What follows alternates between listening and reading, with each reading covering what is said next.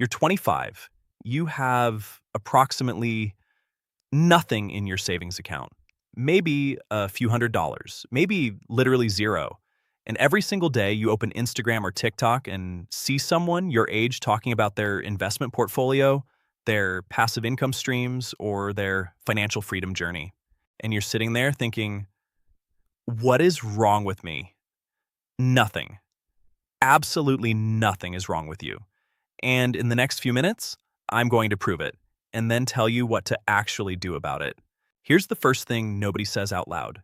The overwhelming majority of 25-year-olds have almost nothing saved.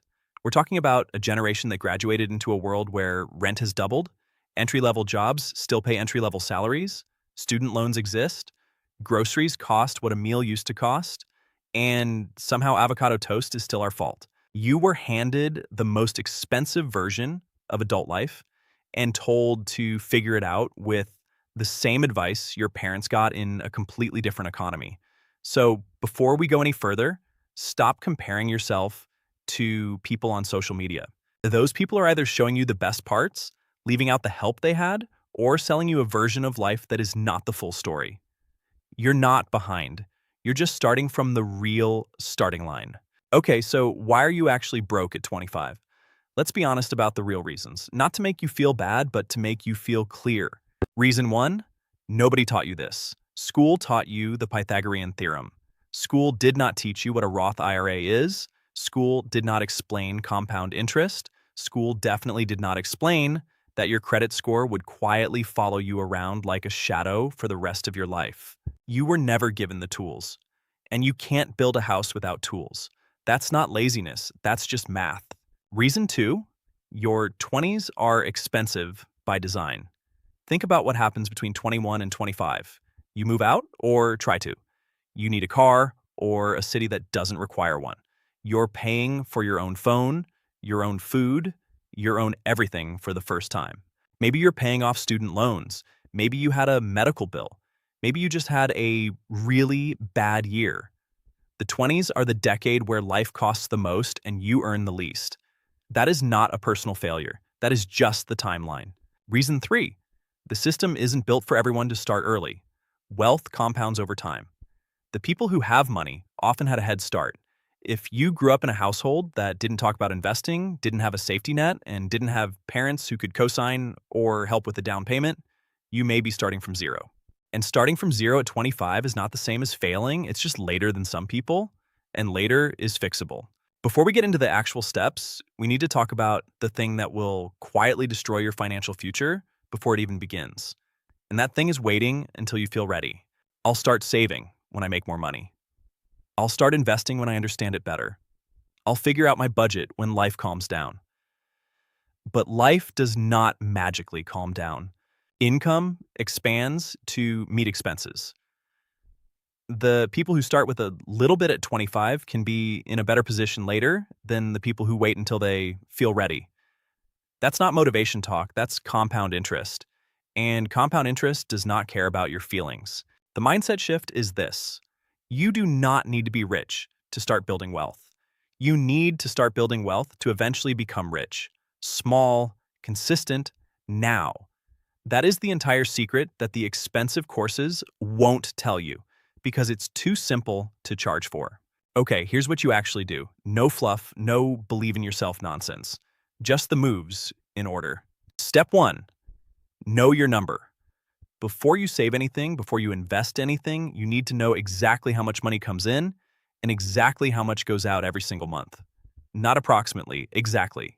Sit down this week, seriously this week, and write down every recurring expense you have. Rent, phone, subscriptions, food, transportation, then subtract that from your take-home pay. What's left is what you have to work with. Most people have never done this. Most people are shocked when they do. Step two, build a $1,000 wall first. Before you think about investing, before you think about anything, get $1,000 in a savings account and do not touch it. This is your emergency buffer. This is what keeps a flat tire from becoming a credit card debt spiral. $1,000 feels like nothing when you have it. It feels like everything when your car suddenly needs repairs. Cut something anything until you get there.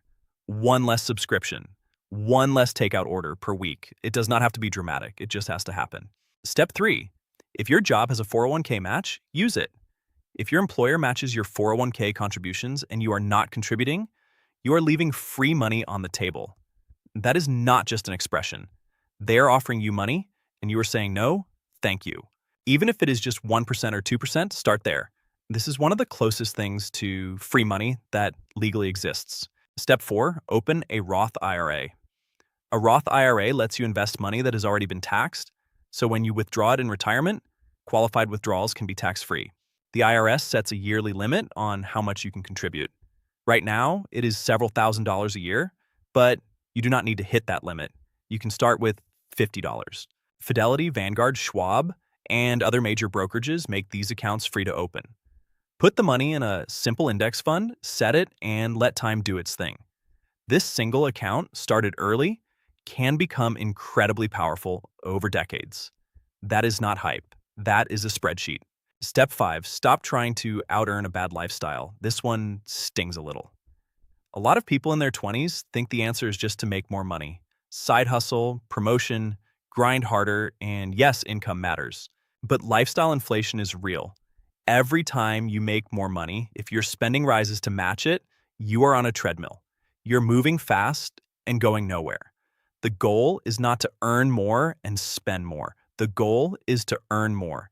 Keep your lifestyle reasonable and let the difference build. Here's what nobody tells you about being broke at 25. It can actually be one of the best positions you can be in if you use it right, because you have the one thing that people older than you would pay anything to get back: time. Compound interest is just time doing math on your behalf. The longer your money sits, the harder it works without you. Starting earlier with smaller amounts can beat starting later with bigger amounts, simply because time is that powerful. You are not late. You are exactly on time if you start now. I want to talk about something real for a second. You are going to keep seeing people online selling you the dream, the passive income, the drop shipping, the trading course, the I made $40,000 last month guys. Some of them are real, but a lot of them made their money selling you the idea of making money. The fundamentals are not exciting. They are not going to get you to $1 million by next Tuesday, but they work. Boring is underrated, consistent beats clever, and starting beats waiting every single time. So why is being broke at 25 actually normal? Because you are living in a system that was not designed to make this easy. Because nobody taught you this in school. Because the most expensive decade of your life happens to be the one where you usually earn the least. And what do you do next? You know your number. You build your $1,000 wall. You take the free 401k money if it exists. You open a Roth IRA with whatever you can. And you stop waiting for the perfect moment, because the perfect moment was yesterday and the second best moment is right now. You are not behind. You are not broken.